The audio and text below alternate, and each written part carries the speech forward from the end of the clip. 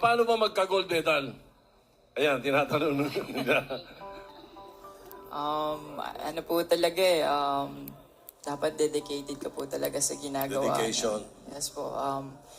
Galing po talaga sa puso kung totoong gusto niyo po yung ginagawa niyo. Kasi hindi po talaga madali.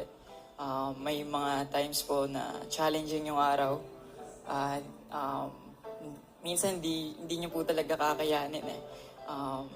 Kailangan natin tanggapin yung mga flawless po natin. And syempre yung hindi natin kayang gawin, kailangan din po natin matanggap na may kakayahan din tayo. Walang imposible. And syempre yung paniniwala sa Diyos at pagpapasalamat sa araw-araw na binibigay niya po. Yes, amen. Naunahan mo pa nga kaming mag-gold eh. Kami 45 pa lang eh.